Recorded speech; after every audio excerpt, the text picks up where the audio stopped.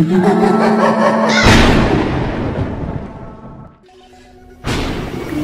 भूत. एकेकाळी इन्स्पेक्टर ब्रिजेश हे अतिशय आश्वासक आणि धाडसी अधिकारी होते. ते मोठमोठ्या गुन्हेगारांचा सामना करत असे. एका रात्री त्यांचा सामना सायको किलर राकाशी झाला. ते त्याच्या मागे धावत होते आणि राकाही वेगाने धावत होता. पण ब्रिजेशने एक शॉर्टकट घेतला आणि पुढे येऊन राकाला गोळी मारली. मी तुला सोडणार नाही इन्स्पेक्टर.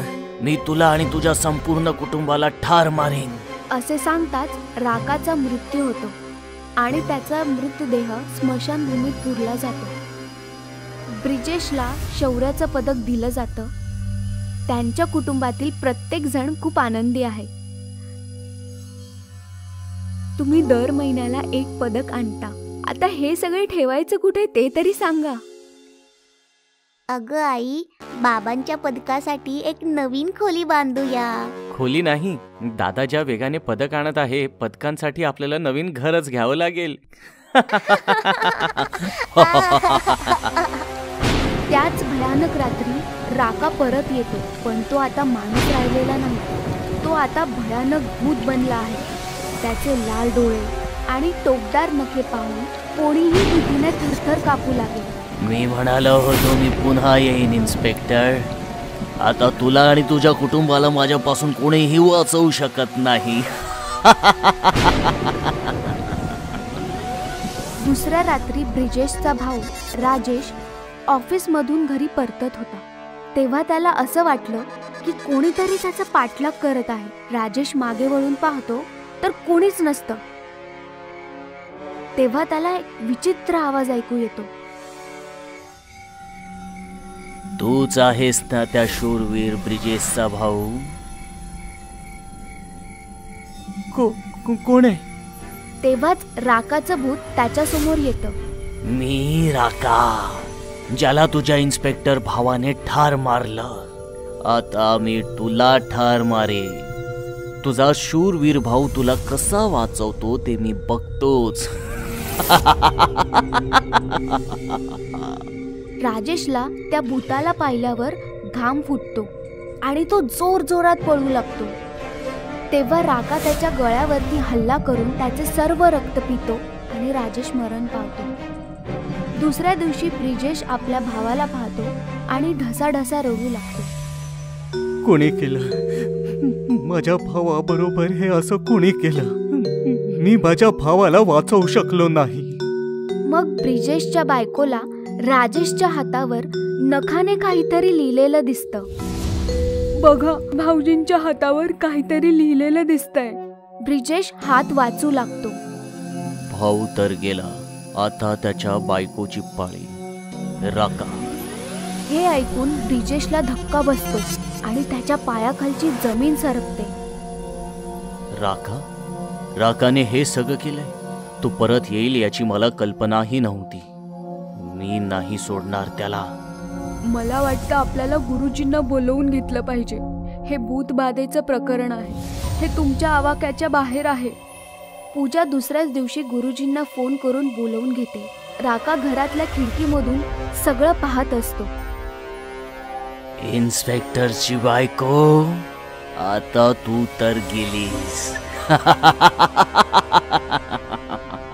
पूजा घराच्या छतावर सुकलेले कपडे आणायला जाते. तेव्हा अचानक जोर जोरात वारे वाहू लागतात आणि तिथे राका येतो. कुठे आहे तुझा इन्स्पेक्टर नवरा? तुला वाचवायला नाही येणार का? पूजा राकाला पाहून किंचाळू लागते आणि तिचा आवाज ऐकून ब्रिजेश छतावर पळत पळत येतो. पण छताचा दरवाजा बंद होतो.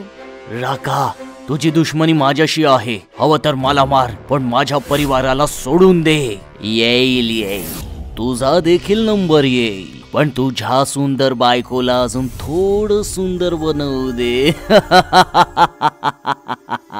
पूजा घाबरून पळू लागते की तेव्हाच राका आपल्या नखांनी तिच्या चेहऱ्यावर हमला करतो.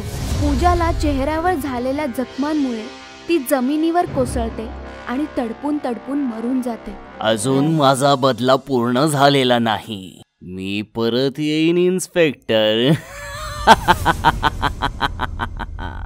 दरवाजा उघडताच ब्रिजेश पूजाकडे येतो आणि रडू लागतो. तेव्हा तिथे गुरुजी येतात. ब्रिजेशचा मुलगा सुधीर राकाच्या भूताबद्दल गुरुजींना सगळं सांगू लागतो. ती एक दुष्ट आत्मा आहे. त्या आत्मेवर अंतिम संस्कार न झाल्यामुळे तिला मुक्ती पण नाही मिळाली.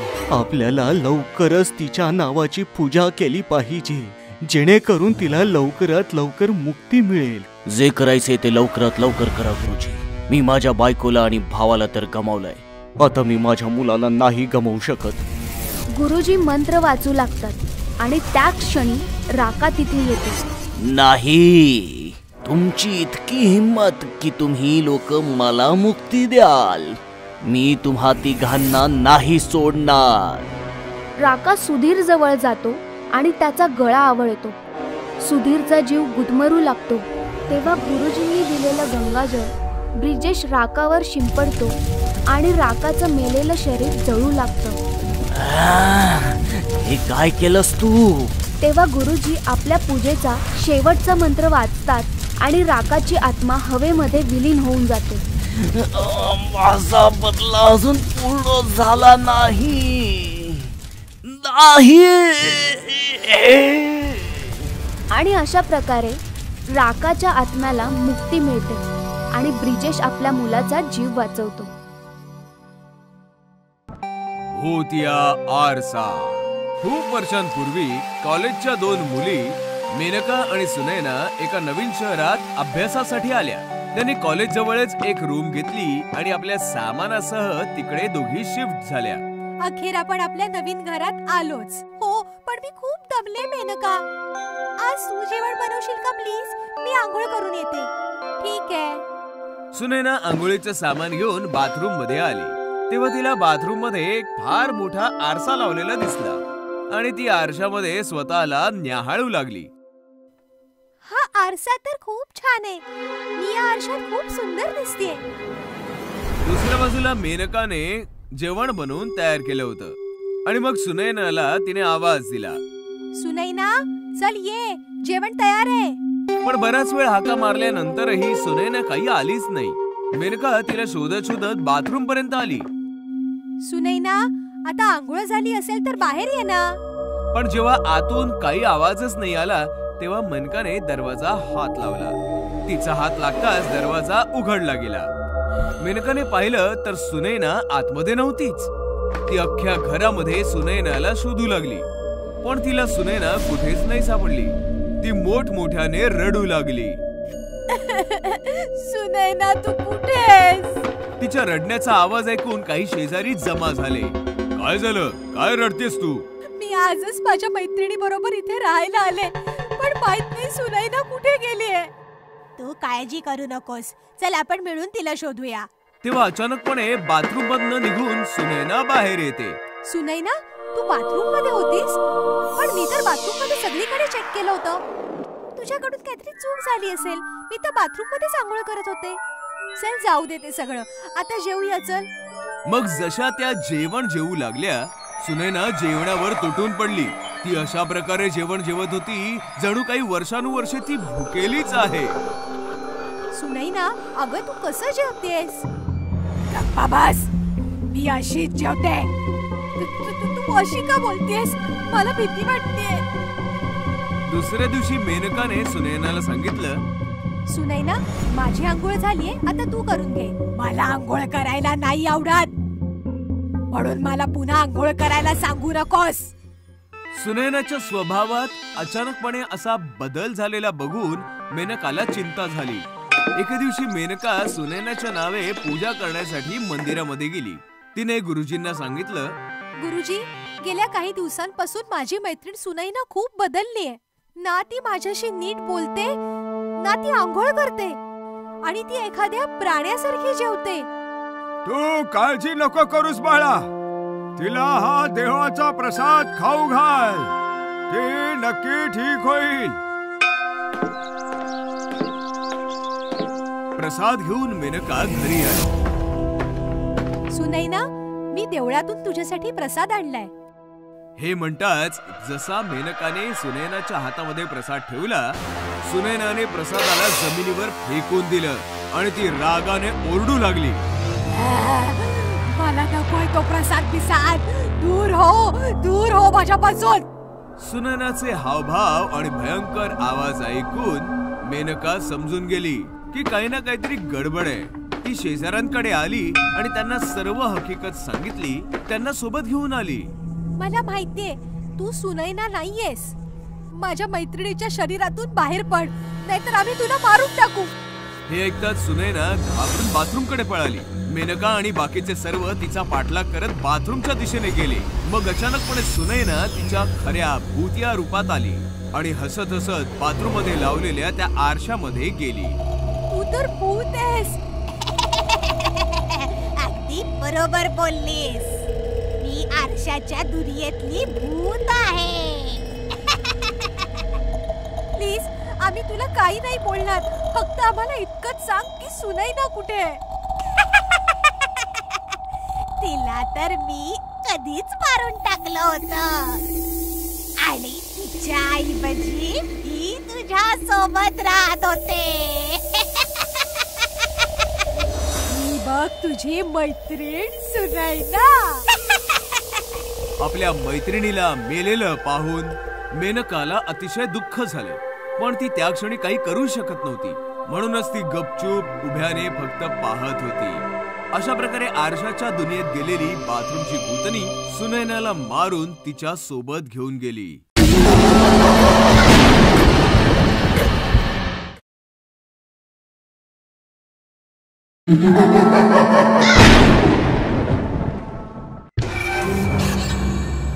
चेटकिणीचं लग्न. एका शहरात एक मॉल होता.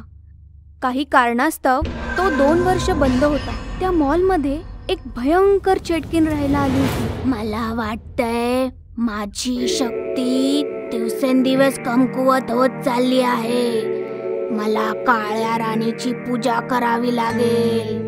चेटकीण रात्रंदिवस पूजा करून काळ्या राणीला प्रसन्न करण्याचा प्रयत्न करत होती.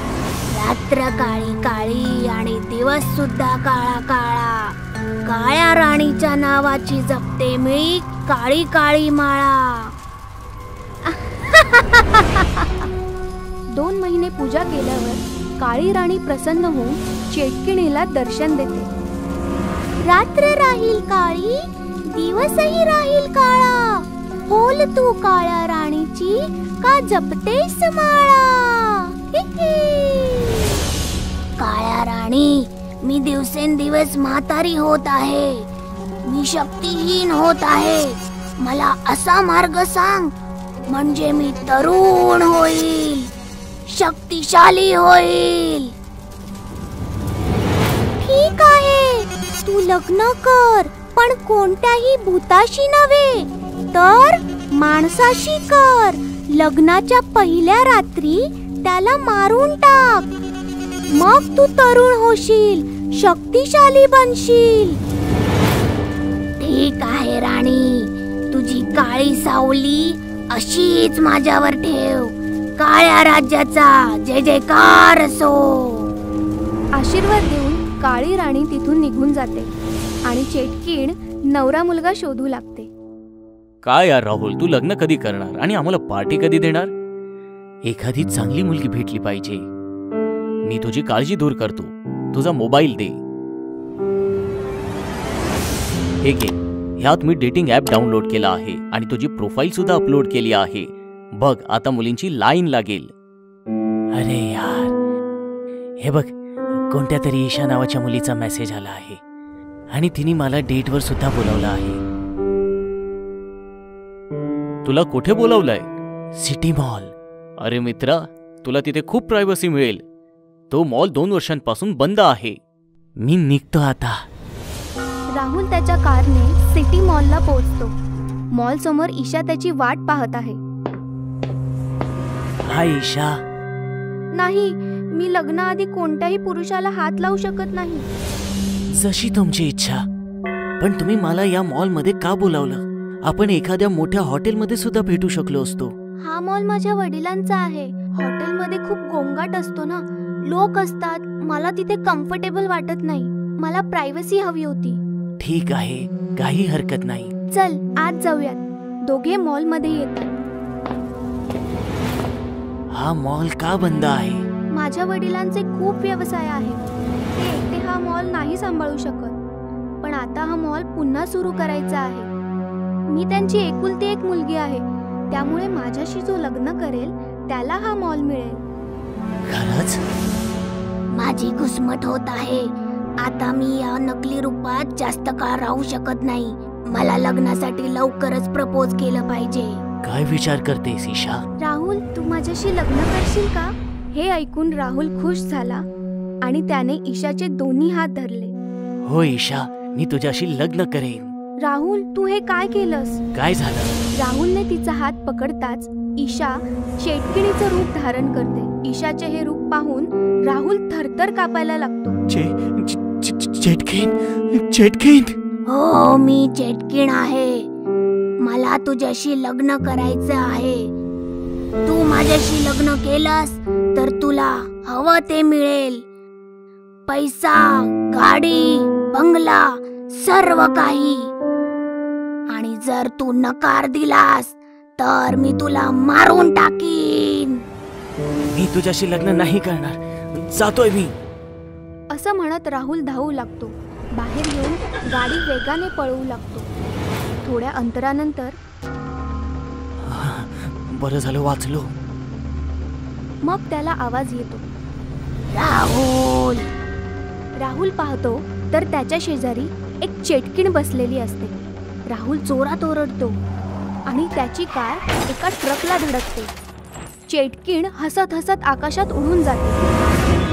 अशा प्रकारे डेटिंग ॲप्सचा वापर करून चेटकीण अनेक मुलांना आपल्या जाळ्यात फसवते आणि त्यांनी नकार दिल्यास त्यांना मारून टाकते.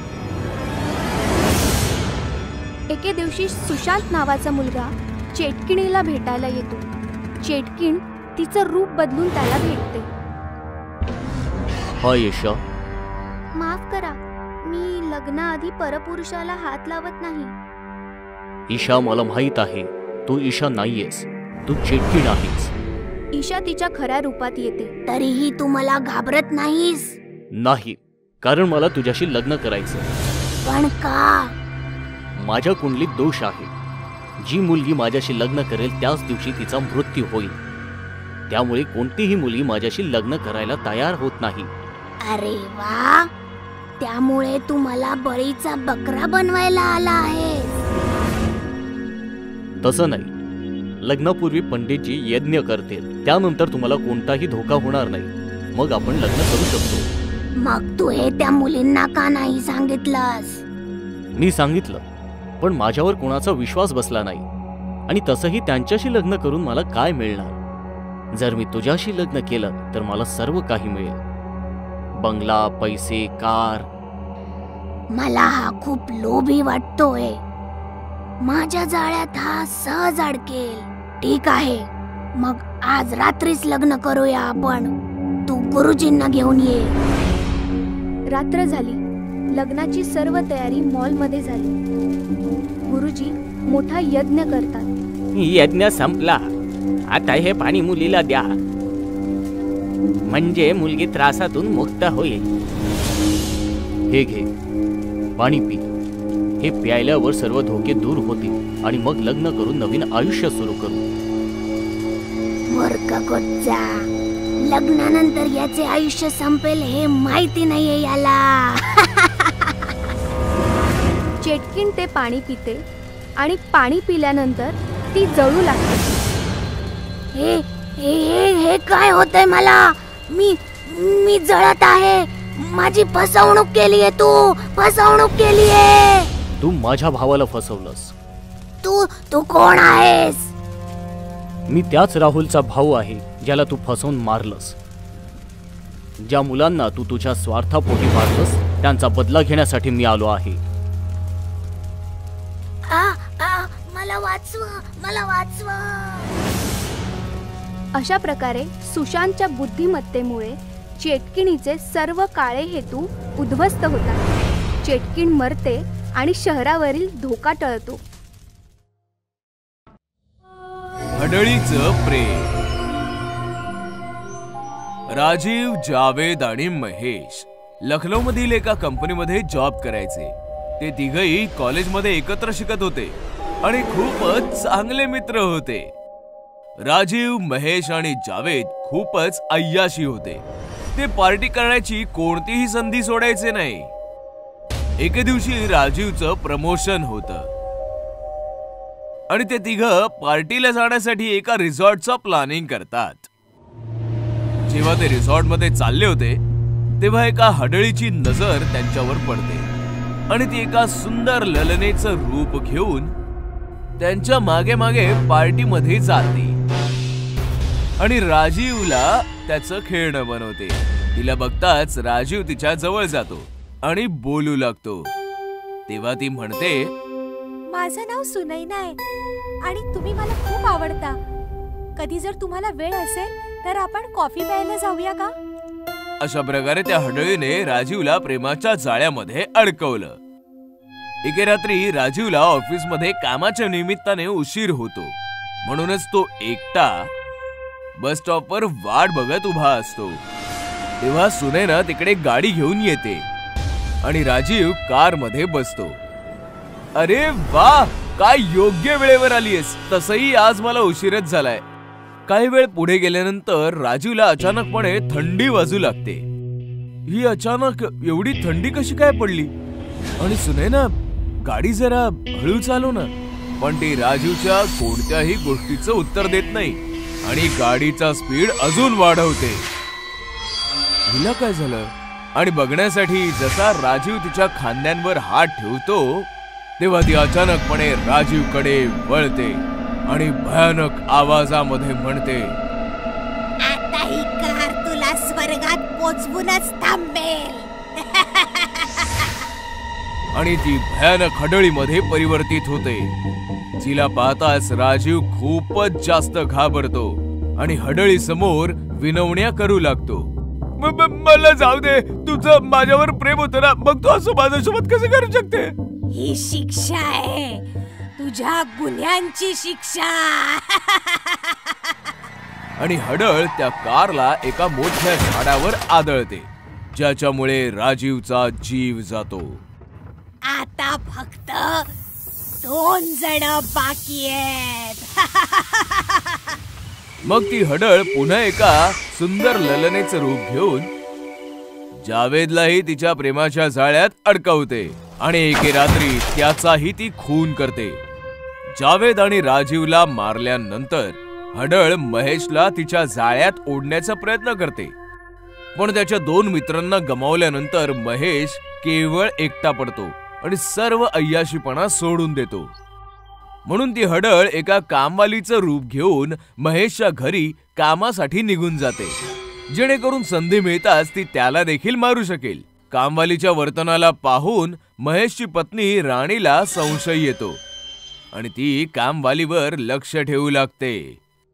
एके रात्री राणीला घरामध्ये काहीतरी गडबड दिसून येते. जेव्हा ती जाऊन पाहते तेव्हा कामवाली हडळीच्या रूपामध्ये परिवर्तित होते आणि महेशच्या शरीरातून रक्त घेऊ लागते.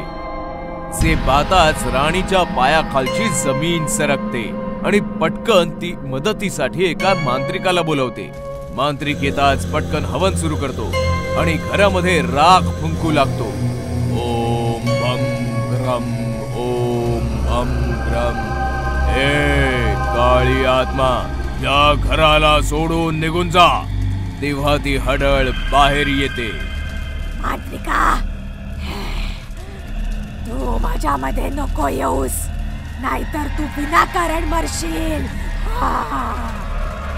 तेव्हा मांत्रिक हडळीवर राखेची पुडी फेकतो, त्यामुळे तिचं शरीर जळू लागतं. बोल, तू याला का त्रास देतेस? बोल. या तिघांनी माझं प्रेम हिरावून घेतलंय. एक दिवस माझे पती कामावरून परत येत होते तेव्हा हे 3 मित्र दारूच्या नशेत गाडी चालवत होते.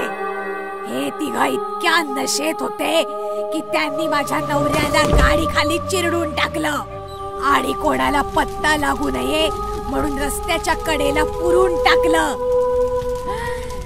माझ्या नवऱ्याशिवाय या जगात माझं दुसरं कोणी नव्हतं. त्याच्या मृत्यूच्या दुःखात मी आत्महत्या केली आणि मी भूत बनले. म्हणूनच मांत्रिका, तू याला वाचवण्याचा प्रयत्न नको करूस. असं म्हणताच ती हडळ महेशला सोबत घेऊन हवनकुंडात उडी मारते आणि तिच्या सोबत महेशलाही जाळू लागते. हे पाहताच महेशची पत्नी हडळीची माफी मागू लागते. यांना नको मारूस, मी पाया पडते, तू यांना नको मारूस. यांच्याशिवाय या जगात माझं दुसरं कोणी नाहीये. यांच्या वतीने मी माफी मागते तुझी. यांना सोडून दे, नको मारूस, माफ कर.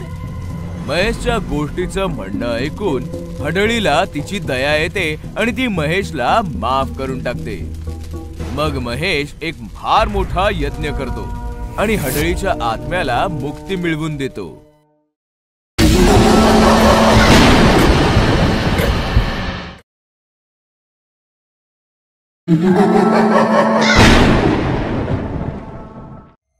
गर्ल्स हॉस्टेल मधलं भूत. फार पूर्वी शहरात एक गर्ल्स हॉस्टेल असायचे, जिथे कॉलेजचे विद्यार्थी राहायचे. तिथे अनेक मुली राहत होत्या. एके दिवशी अमेरिकेतील मोनिका नावाची NRI मुलगी त्या हॉस्टेलमध्ये राहायला आली. मी अमेरिकेहून आली आहे, मला इथे राहण्यासाठी खोली हवी आहे. किती दिवस? जोपर्यंत मी माझा अभ्यास पूर्ण करत नाही तोपर्यंत. आता मोनिका बाकीच्या मुलींसोबत हॉस्टेलमध्ये राहू लागली. एके दिवशी मोनिका तिच्या खोलीत रात्री झोपली असताना तिला काही आवाज आला. ती बाहेर आली. तिने पाहिले तर तिथे कोणीच नव्हतं. तिथे कोणी नाही आणि ती तिच्या खोलीत गेली. दुसऱ्या दिवशी ती काही मुलींसोबत बसून बोलत होती. तेव्हा सोनिया म्हणाली, मी लवकरच हे हॉस्टेल सोडून दुसरीकडे कुठेतरी राहायला जाणार आहे. हो, इथे रात्री खूप भीतीदायक आवाज येतात. हो, काल मलाही काही आवाज आला, पण घाबरण्यासारखे काय आहे? तुला नाही माहिती का, हे हॉस्टेल हॉन्टेड आहे. हो, लोक म्हणतात की या हॉस्टेलच्या ठिकाणी खूप वर्षापूर्वी एक तांत्रिक राहायचा, जो काळ्या जादूचा वापर करून आत्म्यांना कैद करत असे. असं म्हणतात की तो तांत्रिक तर मेला, पण त्या सगळ्या आत्मा अजूनही भूत बनून इथे भटकत आहे. काय म्हणताय? तांत्रिक आत्मा आणि झपाटलेले? हे खरं आहे मोनिका. आम्ही सगळे इथून जाणार आहोत, तू पण आमच्या सोबत चल. भूत असं काही नसतं, म्हणूनच मी कुठेही जाणार नाही. अशा प्रकारे मोनिकाने इतर मुलींच्या बोलण्याची खिल्ली उडवली. त्याच रात्री मोनिका तिच्या खोलीत झोपली असताना तिला बाहेरून कसला तरी आवाज आला आणि ती उठून बसली. ते भूत पुन्हा आलेली दिसते. खोलीतून बाहेर आल्यावर तिला कोणीच नसल्याचे दिसले. ते भूत मला घाबरले असे दिसते. एवढं बोलून मोनिका दरवाजा बंद करू लागली. तेवढ्यात तिला दूरवर एक सावली दिसली. ही कुणाची सावली आहे? ती सावलीच्या मागे जायला लागली. जशी ती सावलीकडे सरकत होती तशी सावलीही तिच्यापासून दूर जात होती. मग अचानक सावली खूप मोठी झाली. ही सावली खूप मोठी झाली आहे, पण ही सावली आहे कुणाची? असा विचार करत ती सावलीकडे धावू लागली. धावत धावत ती हॉस्टेलच्या गच्चीवर आली. गच्चीवर आल्यावर सावली गायब झाली. ही सावली कुठे गायब झाली? जाऊ दे, तिला जिकडे जायचं तिकडे ती गेली. जाऊ दे, मी आता झोपायला जाते. आणि पुन्हा एकदा मोनिका हॉस्टेलमधल्या रात्रीच्या गजबजाटाकडे दुर्लक्ष करून खोलीत येऊन झोपी गेली. दुसऱ्या दिवशी ती हॉस्टेलमध्ये काही मुलींसोबत बसली असताना सोनिया म्हणाली, मोनिका, आम्ही एक नवीन हॉस्टेल पाहिले आहे. उद्या सकाळी आपण सगळे तिकडे शिफ्ट होऊया. काय? तुम्ही खरंच हे हॉस्टेल सोडत आहात का?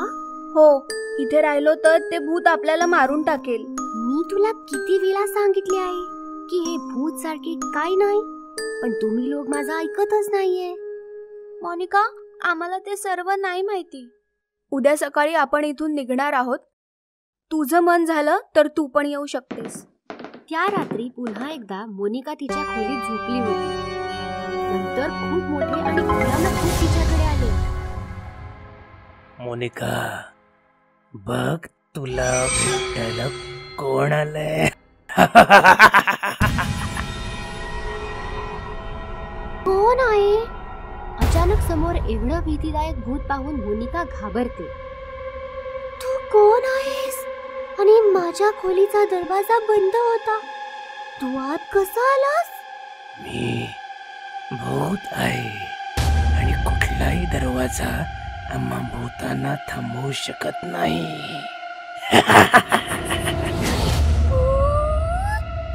2 दिवसांपासून मी तुला हे पटवून देत आहे की तुम्हा माणसांप्रमाणे आम्ही भूत पण खरेच असतो, पण तू आमची थट्टा करतेयस. म्हणून मी ठरवलं की आज तुला भूतांना भेटवतो. प्लीज प्लीज मला काही नका करू, प्लीज प्लीज मला जाऊ द्या, please let me go please. भूताने मोनिकाचा हात पकडला आणि तो तिला घेऊन गायब झाला. भूत मोनिकाला जमिनीच्या खाली असलेल्या एका गुहेत घेऊन गेला. माझ्या घरी स्वागत आहे. मला सांग, तुला काय हवंय? वाघाचं रक्त की माणसाची खोपडी?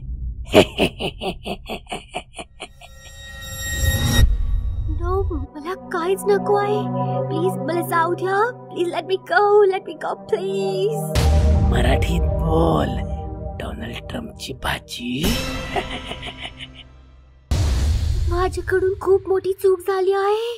मी मानते की भूत असतात. असं कसं? मोठ्याने बोला. जशी माणसं आहेत तशीच भूतही आहेत. जशी माणसं आहेत तशीच भूतही आहेत. असेच भूत मोनिकाला घाबरवत राहिला. काही वेळाने मोनिका भीतीने बेशुद्ध पडली. मी हिला धडा शिकवला असं दिसतंय. त्यानंतर सकाळी मोनिकाला जाग येताच ती तिच्या खोलीत असल्याचे तिला दिसले. भूत भूत, या हॉस्टेलमध्ये भूत आहे. मला इथे राहायचं नाही. ती हॉस्टेलच्या खोलीतून बाहेर आली. तिथे सोनिया, राणी आणि बाकीच्या मुली आहेत. सोनिया, मला आपण घेऊन जा. या हॉस्टेलमध्ये खरंच भूत आहे. पण तुझं सामान? मला काही नको आहे, फक्त मला इथून बाहेर काढा. त्यामुळे हॉस्टेल हॉन्टेड असल्याची मोनिकाची खात्री पटली आणि ती तिचं सामान तिथेच सोडून पळून गेली.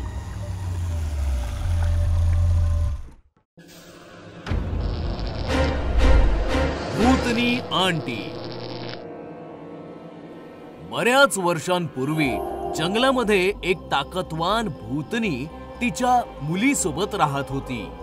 भूतनी तिच्या मुलीची खूप काळजी घ्यायची.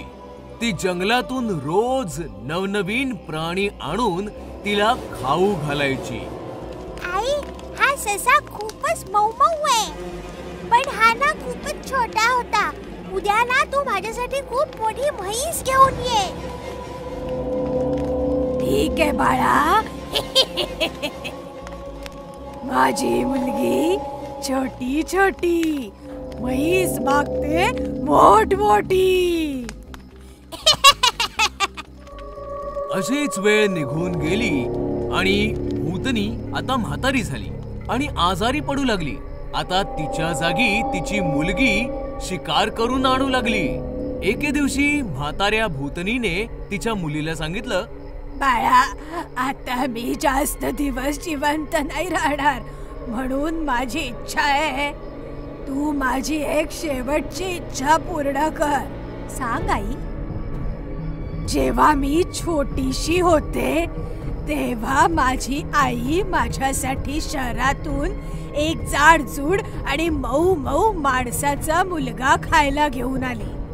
माझी इच्छा आहे की मरण्याच्या आधी पुन्हा एकदा मी माणसाच्या मुलाची चव घ्यावी. ठीक आहे आई, मग तुझ्या पुढच्या वाढदिवसाला आपण माणसाच्या मुलाची चव चाखू.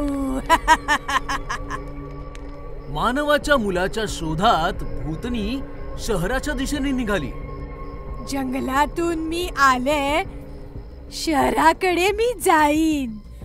माणसाचं पोर खाऊन माझ्या आईचा वाढदिवस साजरा करीन. शहरामध्ये पोहोचून तिने बरीचशी मुलं पाहिली, पण एकही मूल तिला आवडलंच नाही. तेवढ्यात तिला समोर गट्टू दिसला. हा मुलगा तर खूप मऊ मुलायम आहे, पण हा तर खूपच हडकुळ आहे. याला तर माझी आई एकटीच खाऊन टाकेल, मग मला काय मिळणार? काही हरकत नाही, मी ह्याला खायला घालून चांगलं जाडजूड बनवेन. आणि तिने एका सुंदर आंटीचं रूप घेऊन गट्टूच्या शेजारी राहायला आली. आणि मग तिने एक दिवस गाजराचा हलवा बनवला आणि गट्टूकडे आली. मी गट्टूसाठी गाजराचा हलवा आणलाय. Thank you aunty. आता भूतनी काही ना काही निमित्ताने गट्टूला स्वादिष्ट भोजन खाऊ घालायला लागली. एवढं स्वादिष्ट भोजन खाऊन आता गट्टू देखील खूप जाडजूड झाला.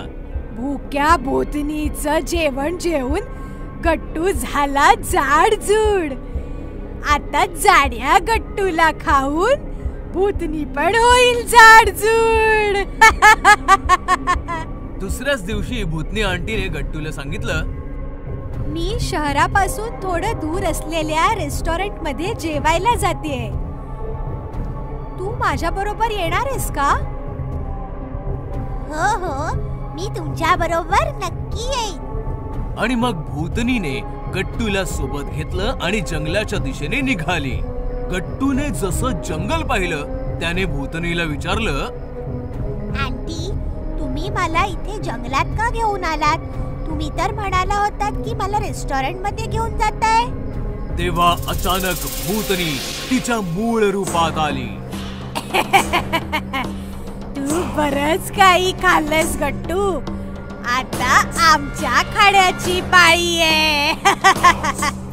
तुम्ही तर भूतनी आंटी आहात. भूतनी गट्टूला घेऊन तिच्या आईच्या जवळ आली. आई, हे बघ, मी माणसाचं पोर घेऊन आले. याला खाण्यात तर खूप मजा येईल. ह्या दोन्ही भूतणींचं बोलणं ऐकल्यावर गट्टूला कळलं की यांच्यापासून वाचण्यासाठी त्याला काही ना काही शक्कल लढवावी लागेल. तेवढ्यात त्याला एक आयडिया सुचली. आता तुम्ही मला खायचं ठरवलेलंच आहे, तर तुम्ही मला खा. पण तुमच्यापैकी माझं काळीज कोण खाणार? असं म्हणतात माणसाच्या शरीरात काळीज सगळ्यात जास्त स्वादिष्ट असतं आणि जो ते एकदा खातो तो त्याची चव कधीच नाही विसरत. तसं तर मला वाटतं की माझं काळीज भूतनी आंटीनेच खायला पाहिजे, कारण त्यांनी खूप मेहनत केली आहे ना. नाही नाही, तुझं काळीज तर मीच खाणार, कारण माझ्या सांगण्यावरूनच तर तुझी भूतनी आंटी तुला शहरातून इथे घेऊन आलीये. पण मेहनत तर जास्त मीच केलीये ना. जेव्हा मी लहान होते तेव्हा माझ्या आईने मला मुलाचं काळीज खायला नव्हतं घातलं, म्हणून याचं काळीज तर मीच खाणार. असं कसं? मेहनत तर जास्त मी केलीये, मग त्याचं काळीज मीच खाणार. आणि मग बघता बघता भांडण विकोपाला गेलं. म्हाताऱ्या भूतणीने भूतणीवर खूप जोरात प्रहार केला. मग भूतणीनेही म्हाताऱ्या भूतणीला बेदम चोपलं. अशा प्रकारे दोघी आपसात भांडत मेल्या आणि गट्टू मात्र तिकडनं सुखरूप पळाला.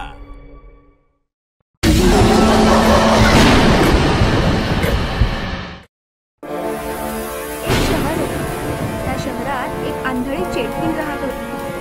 त्या चेटकिणीचे दोन्ही डोळे गायब झाले होते. तिला काहीच दिसत नव्हतं.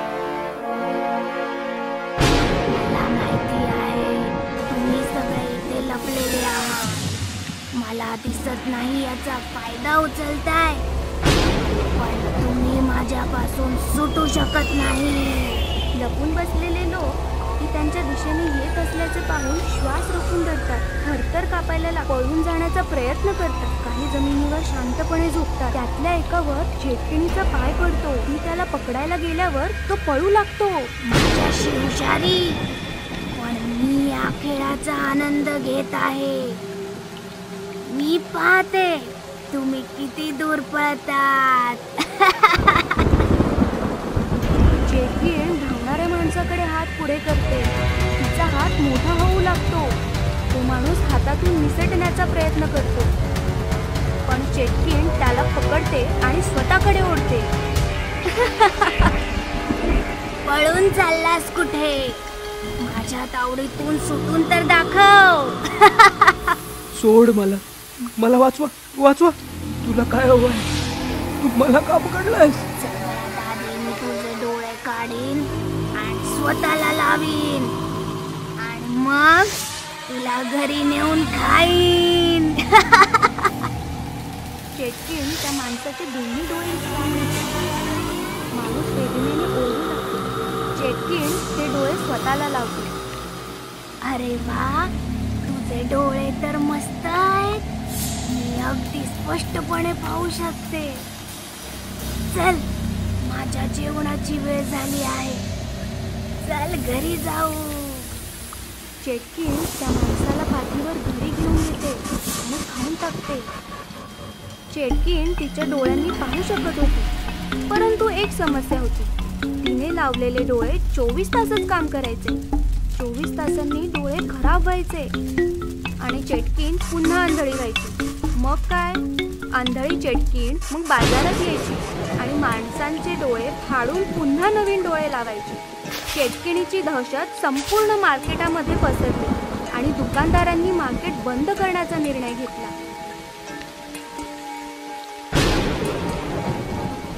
भावांनो, ती अंधळी चेटकीण रोज येत असते आणि कोणाला ना कोणाला घेऊन जाते. किती कोटी ग्राहकही बाजारात येत नाही. काय करायला पाहिजे? जोपर्यंत चटणीला काही इलाज नाही तोपर्यंत बाजार बंद ठेवूया. होय होय, बाजार बंद ठेवूया. होय होय, बाजार बंद ठेवूया. अशा प्रकारे दुकानदारांनी बाजार बंद केल्याने संपूर्ण बाजारपेठेत शांतता पसरली. रात्र झाली की चेटकीण बाजारात यायची, पण बाजारात कोणीच नसायचं. चेटकीण खूप शोधायची, पण ते माणूस सापडायचा नाही. बाजार बंद झाल्यासारखा दिसतोय. आता माझे काय? मला डोळे आणि अन्न कसे मिळणार? ठीक आहे, मी शोधून काढतो. कोणीतरी मिळेलच. चालत चालत चेटकीण हॉस्पिटलमध्ये पोहोचले. तिला पाहून सर्व लोक इकडे तिकडे धावू लागतात. चेटकीण डॉक्टरांच्या केबिनमध्ये येते. डॉक्टर थरथर कापायला लागतात. काय हवंय तुम्हाला? मला तुझे डोळे हवे आहेत. असं म्हणत चेटकीण डॉक्टरला पकडते. मला सोड. मी तुला सोडले तर डोळे कसे मिळतील? मी देतो तुला डोळे. मी डोळ्यांचाच डॉक्टर आहे. अरे ठीक आहे, मी रोज येईन. मला 2 डोळे आणि 1 पेशंट खायला हवा आहे. जर माझ्याशी दगाबाजी केली तर माझ्यापेक्षा वाईट कोणी नाही. ठीक आहे, मला सोड. चेटकीण डॉक्टरांना सोडते. डॉक्टर चेटकिणीला 2 डोळे देतात आणि चेटकीण पेशंटला पाठीवर घेऊन निघून जाते. अशा रीतीने चेटकीण रोज डॉक्टरकडे यायची. डॉक्टर पेशंटचे डोळे काढून चेटकिणीला लावायचा आणि पेशंट त्या चेटकिणीच्या हवाली करायचा. एके दिवशी डॉक्टरांचा शास्त्रज्ञ मित्र डॉक्टरांकडे येतो. डॉक्टर, मला मृत्यूनंतर माझे डोळे तुमच्या हॉस्पिटलमध्ये दान करायचे आहेत. त्याची औपचारिकता पूर्ण करण्यासाठी मी इथे आलो आहे. हो, तुम्ही इथे का आलात? तुम्ही तुमचे डोळे दुसऱ्या हॉस्पिटलमध्ये दान करा. काय झालं डॉक्टर? तुम्ही अस्वस्थ दिसताय. डॉक्टर शास्त्रज्ञाला चेटकिणीबद्दल सांगतात. डॉक्टर, काळजी करू नका. मी चेटकिणीसाठी असे डोळे बनवीन की ती पाहतच राहील. मग शास्त्रज्ञ रात्रंदिवस मेहनत करून चेटकिणीचे डोळे बनवतात आणि डोळे घेऊन डॉक्टरकडे येतात. हे घ्या डॉक्टर, हे डोळे चेटकिणीला लावा. हे कोणत्या प्रकारचे डोळे आहेत? हे कृत्रिम डोळे आहेत. त्यात कॅमेरा आहे ज्यामुळे चेटकीण बघू शकेल. यात आणखी एक खास गोष्ट आहे. खास गोष्ट ती काय? मला या डोळ्यांमध्ये एक मायक्रोबॉम्ब बसवता आला आहे, ज्याचा रिमोट माझ्याजवळ आहे. मग चेटकिणी येते आणि शास्त्रज्ञ पटकन लपतो. डॉक्टरांचे डोळे तयार आहेत की नाही? तयार आहे. तुम्ही झोपा. चेटकिण आडवी होते. शास्त्रज्ञाने दिलेले डोळे डॉक्टर हे काय डोळे आहेत डॉक्टर? याच्यामध्ये तर खूप तेजस्वी प्रकाश आहे. ते एका लहान मुलाचे डोळे आहेत ना, त्यामुळे धारदार आहेत. ठीक आहे, मी जाते. उद्या तयार राहा. असे बोलून चेटकिण निघून जाते. चेटकिण निघून गेली. वैज्ञानिक बाहेर या. शास्त्रज्ञ बाहेर येतो. मग डॉक्टर आणि शास्त्रज्ञ चेटकिणीच्या मागे मागे हॉस्पिटलच्या बाहेर येतो. आता आपण स्फोट करू शकतो असे म्हणत शास्त्रज्ञ रिमोट काढतो आणि बटन दाबतो. चेटकिणीच्या डोळ्यात टिक टिकचा आवाज येतो. अहो, हा टिक टिकचा आवाज कसला आहे? मग मोठा आवाज येतो आणि चेटकिणीच्या चिंध्या उडतात. शास्त्रज्ञाच्या बुद्धिमत्तेमुळे चेटकिण मरते आणि संपूर्ण शहर चेटकिणीच्या तावडीतून मुक्त होतं. भूतनी आंटी पार्ट 2. एक छोटंसं शहर होतं. शहरामध्ये होती एक कॉलनी. नाव होतं भूतनवाडी. भूतनवाडीतील प्रत्येक आई भीतीच्या सावटाखाली जगायची, कारण की भूतनवाडीच्या एका घरामध्ये एक म्हातारी भूतणी जंगलातून राहायला आली, जी कॉलनीतील लहान लहान मुलांना पकडून सतवायची आणि त्यांना खाऊन टाकायची. भूतनी म्हातारी होती, पण काळ्या जादूमध्ये माहिर होती. ती कोणत्या तरी खूबसूरत आंटीचं रूप घ्यायची आणि मैदानात खेळणाऱ्या मुलांकडे जाऊन त्यांना भुलवून थापा मारून त्यांच्या घरी आणायची आणि मग मारून टाकायची. चल बाळा, माझ्या घरी चल, मी तुला रबडी खायला देईन. मुलंही त्या भूतणीच्या गोष्टींमध्ये अडकायची आणि तिचं बोट पकडून तिच्या घरी यायची. तिच्या घरामध्ये पाऊल ठेवताच अचानक त्या भूतणीचं रूप बदलायचं आणि तिच्या सत्य रूपात यायचं, ज्यांना बघून ती पुरं घाबरायची. मम्मी, मला वाचव, मला सोड ना. तू आंटी नाही, भूतणी आहेस. भूतनी नाही, भूतनी आंटी. खायला आला होतास रबडी, आता स्वतःच खाणं बनशील. भूतनी आंटीला पप्पी दे बरं. बाळा, आणखीन किती ओरडशील? नाही, मी तुला पप्पी नाही देणार. तू फार वाईट आहेस. सोड ना मला, मम्मी. बडबड बंद कर, मला खाऊ दे तुला. चल. या प्रकारे भूतणीच्या त्या कारनाम्यांमुळे कॉलनीमध्ये हाहाकार माजला. लोक म्हाताऱ्या भूतणीकडे गेले. त्यांनी समजावलं, पण त्याने काही फरक नाही पडला. मग लोकांनी तंत्रमंत्राचा सहारा घेतला. तांत्रिकांना तिच्या घरासमोर बसवलं, पण दुष्ट भूतणीने त्यांनाही तिच्या शक्तीने पळवून लावलं आणि ती तिची मनमानी करू लागली. अशा प्रकारे कॉलनीचं नाव भूतनवाडी पडलं. बघा, जर या कॉलनीमध्ये राहायचं असेल तर मुलांना घेऊन आपल्या घरामध्ये बंद राहा, नाहीतर कॉलनी सोडा. बस फक्त आता हे 2 उपाय उरलेत आपल्याकडे. बिचारी लोक कॉलनी सोडून जातील तरी कुठे? त्यांनी त्यांचे घरचे दरवाजे कायमचे बंद केले आणि भीतीच्या सावटाखाली जगू लागले. लोकांच्या सतर्कतेमुळे भूतणी पण त्रासू लागली, कारण की ती अजून म्हातारी होऊ लागली आणि तिला खाणं मिळणंही कठीण झालं होतं. हे काय, लोकांनी तर दारं बंद करून घेतलीत. आता मी कशी जगणार? मला वाटतं आता पुन्हा जंगलचा रस्ता धरावा लागेल. तेव्हा भूतनीने पाहिलं की एक बाई तिच्या गोलमटोल मुलासोबत येत होती. अरे वा, बहुतेक करून कॉलनीत नवीन राहायला आलेत. मुलगा पण अगदी फुग्यासारखा फुगलेला दिसतोय. इथे सर्व घरांचे दरवाजे बंद बघून मुलगा त्रासला. मम्मी. काय रे गोलू? माझा फ्रेंड म्हणत होता की चांगली कॉलनी आहे, पण इथे तर सर्व दरवाजे बंद आहेत. एकही मुलगा दिसत नाहीये. आता मी खेळणार कोणासोबत? तेव्हा भूतनी रूप बदलून त्यांच्या समोर उभी राहिली. तुमचं स्वागत आहे आमच्या कॉलनीमध्ये. थंडीमुळे लोकांनी दारं बंद करून ठेवली. अरे वा, तुमचा मुलगा तर अगदी माझ्या मोनू सारखा आहे. माझा मोनू आत्ताच मैदानात खेळायला गेलाय. मैदानाचं नाव ऐकताच गोलू खुश झाला. थोडा वेळ गप्पा झाल्यानंतर मुलगा आणि आई निघून गेले आणि भूतनी खुश झाली. आज तर पार्टी करणार मी. थोड्या वेळानंतर फुटबॉल हातात घेऊन गोलू मैदानात पोहोचला. तेव्हा त्याने पाहिलं मैदानात त्याच्या वयाचा एवढा मुलगा खेळत होता. हे बघून गोलू खुश झाला. तू मोलू आहेस ना? माझं नाव गोलू आहे. माझ्यासोबत खेळशील का? नक्की खेळेन मी. मग काय, बराच वेळ दोघे खेळत होते आणि खेळता खेळता ते थकले. खूप घाम आलाय आणि आता तहान पण लागली आहे. मग चल माझ्या घरी पाणी पिऊन येऊया. तुझं घर जवळच आहे ना?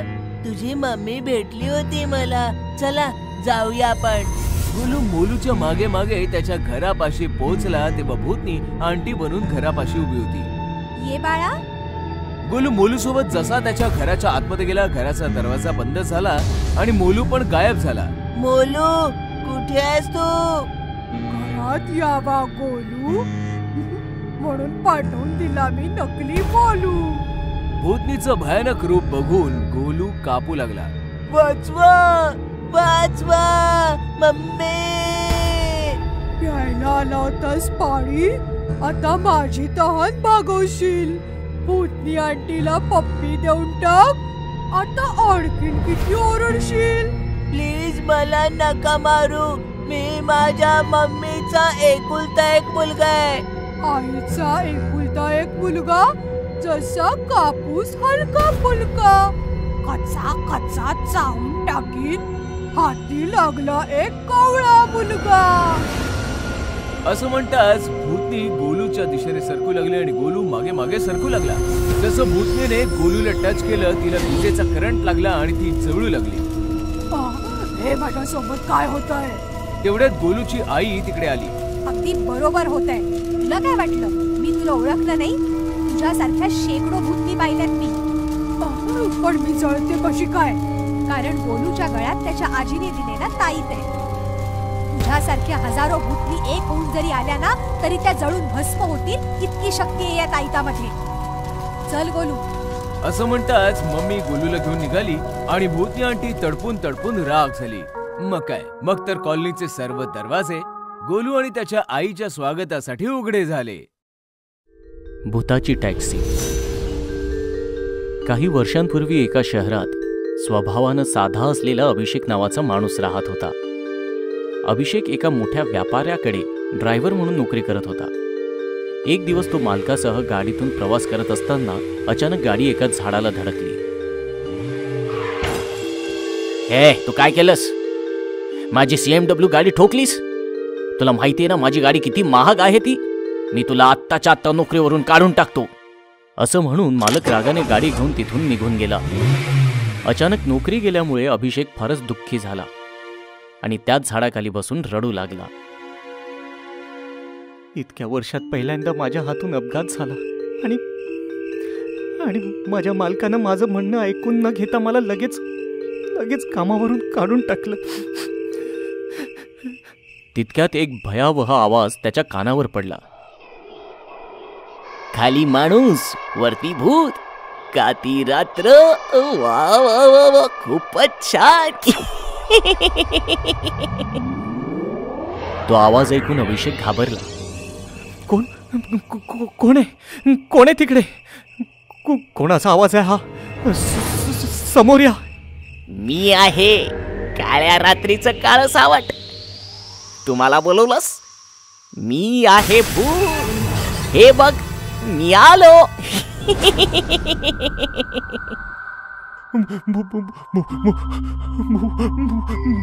भूत? पिंपळाच्या झाडावरून भूत नाही तर का आंबे येणार?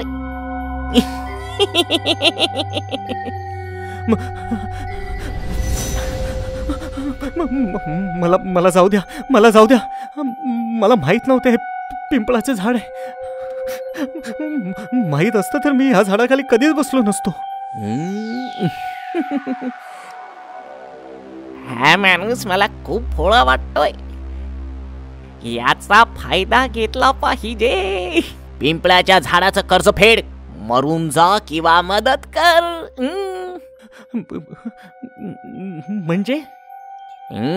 म्हणजे मी तुला आत्ताच खाऊन टाकीन.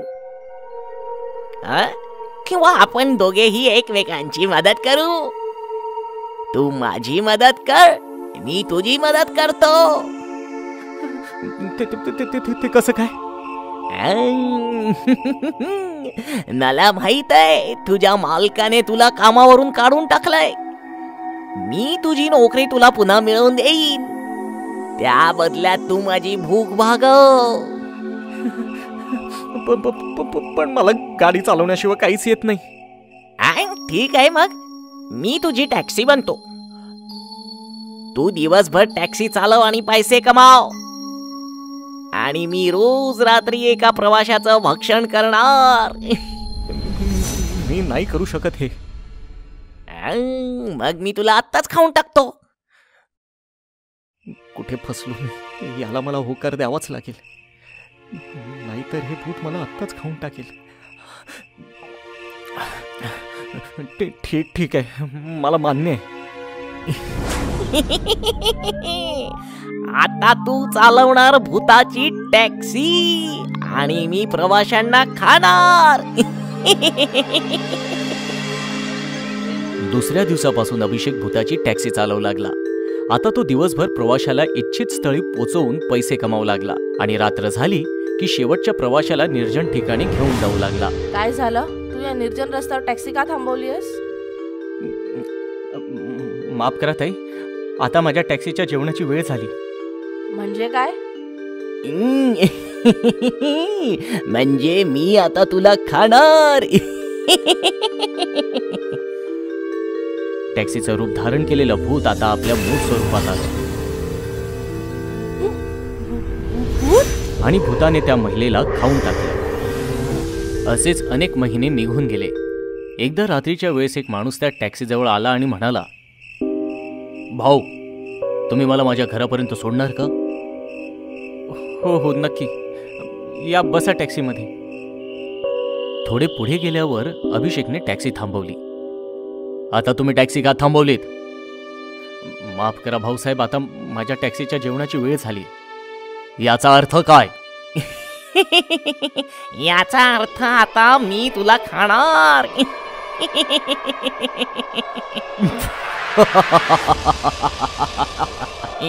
तू का हसतोयस?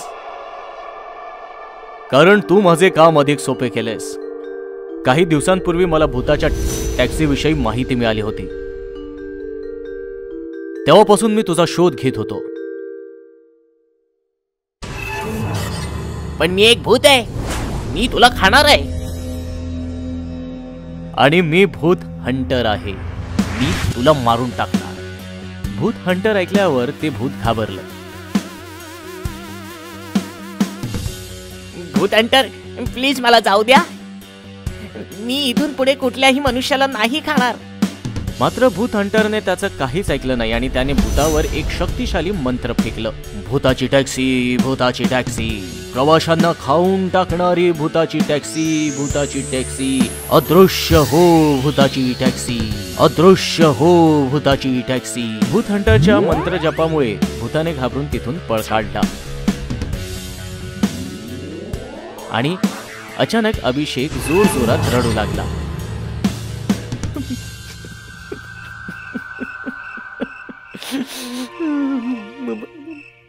मला माफ करा भूत हंटर. त्या भूताने मला धमकावलं होतं की मी जर त्याचं ऐकलं नाही तर तो मला खाणार होता. मला माहित आहे, ही भूतं खूपच चतुर असतात, म्हणून मी तुला काही नाही म्हणणार. तू जाऊ शकतोस. अशा तऱ्हेने भूत हंटरने भूताच्या टॅक्सीचे रहस्य नष्ट केले आणि अभिषेकला सुद्धा त्या भूताच्या जाळ्यातून मुक्त केलं. मित्र बनला भूत ही घटना आहे पुण्यातील. आयुष पुण्याच्या DK पाटील कॉलेजमध्ये फर्स्ट इयरला होता. त्याचं 12वी पर्यंतचं सर्व शिक्षण DK पाटील कॉलेजमधूनच झालं होतं. आयुषला IAS बनायचं होतं आणि त्यासाठी तो कॉलेजच्या लायब्ररीत दिवस रात्र अभ्यास करत असे. एक दिवस आयुषने लायब्रेरियनला विचारलं, टाइम्स ऑफ इंडिया कुठे आहे? मला सापडत नाहीये. बहुतेक कोणीतरी घेऊन गेलं असेल. आयुषला आश्चर्य वाटलं, कारण त्याच्याशिवाय कॉलेजमध्ये दुसरं कोणी टाइम्स ऑफ इंडिया वाचणारे नव्हते. आयुषने दुसरे वर्तमानपत्र घेतले आणि आपल्या जागेवर जाऊन तो बसला. तितक्यात त्याचं लक्ष त्याच्या बाजूला बसलेल्या मुलाकडे गेलं. तो टाइम्स ऑफ इंडिया वाचत होता.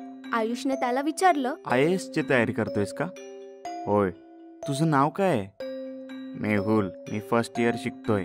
अरे, आपण तर क्लासमेट्स आहोत. पण तुला याआधी नाही पाहिलं. 12वी पर्यंत कुठे शिकलास? याच कॉलेजमध्ये होतो. मी पाहिलंय तुला. काय बोलतोस काय? मी तर तुला नाही कधी पाहिलं.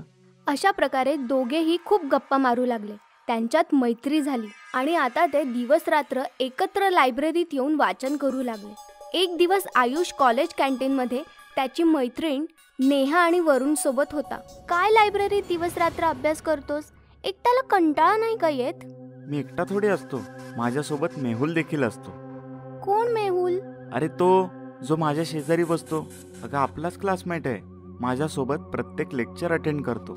मी तर तुझ्यासोबत कुठल्या मेहुलला नाही पाहिलं. काय बोलतेस काय? थांब, मी आत्ताच त्याला बोलवतो. आयुषने मेहुलला फोन लावला, पण त्याचा फोन स्विच ऑफ येत होता. आयुषला टेन्शन आलं. नेहा त्याला म्हणाली, ठीक आहे बाबा, असेल कोणी मेहुल. असे माझं लक्ष मेहुलवर नाही, वरुणवर आहे. असं म्हणत नेहाने वरुणला मिठी मारली आणि आयुषला देखील मोकळं वाटलं.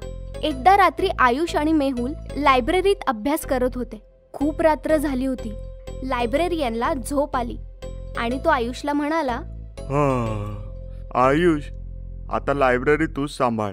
मी निघतो. तुझं झालं तर खाली शिपायाला टाळं लावायला सांग. लायब्ररियन निघून गेला आणि आयुष मेहुल सोबत पुस्तक वाचण्यात गुंग झाला. वाचता वाचता आयुषचं लक्ष मेहुलच्या पुस्तकांवर गेलं. तेव्हा त्याला धक्काच बसला, कारण त्याचं पुस्तक कोरं होतं. आयुषने मेहुलचं पुस्तक हिसकावून घेतलं. त्या पुस्तकांची पाने पलटली तर त्यावर एक अक्षर देखील नव्हते. पुस्तक तर पूर्ण कोरं आहे आणि तू गेल्या 2 महिन्यांपासून हे पुस्तक घेऊन बसलायस. अरे चक्कर काय मित्रा? असं म्हणत आयुषने आपल्या बाजूला पाहिले तर मेहुल तिथे नव्हता. ते पाहून आयुष घाबरला. मेहुल, कुठं अदृश्य झालास? नेहा पण म्हणत होती तिने मेहुलला कधी पाहिलं नाही. लायब्ररियन पण लायब्ररीची जबाबदारी माझ्यावर सोपवून गेलाय. तो मेहुलला सुद्धा बोलू शकला असता. या लोकांनी मेहुलला कधी पाहिलं नाहीये का? मेहुल खरंच नाहीये का? हे पुस्तक, मेहुलचे अचानक गायब होणं, हे सर्व काय आहे? अचानक लायब्ररीची लाईट गेली आणि आयुष अजूनच घाबरला. त्याने डोळे बंद केले आणि लाईट येण्याची वाट पाहू लागला.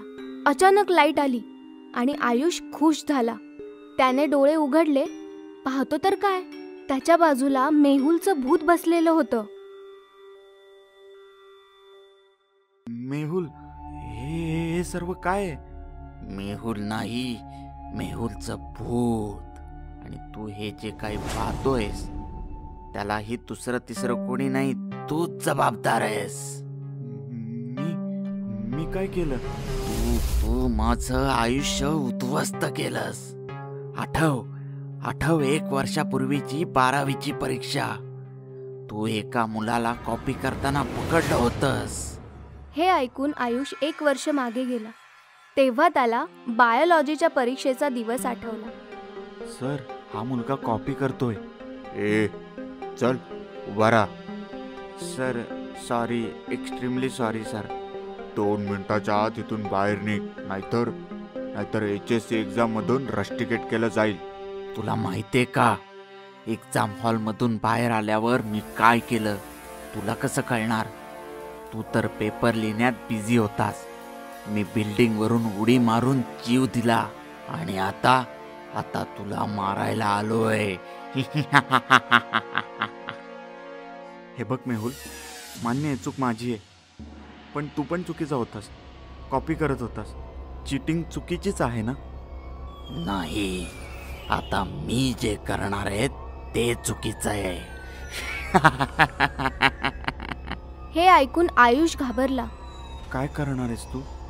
मेहुलने आयुषचा गळा पकडला आणि त्याने त्याला खिडकीतून बाहेर फेकून दिलं. आयुष लायब्ररीच्या 5व्या मजल्यावरून पडून मरून गेला आणि मेहुल खिडकीतून त्याला बघून हसू लागला.